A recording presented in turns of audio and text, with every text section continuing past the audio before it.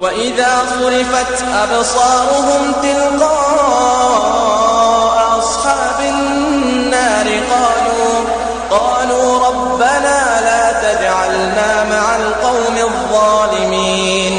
ونادى أصحاب الأعراف رجالا يعرفونهم بسيماهم قالوا ما أغنى عنكم جمعكم وما كنتم تستكبرون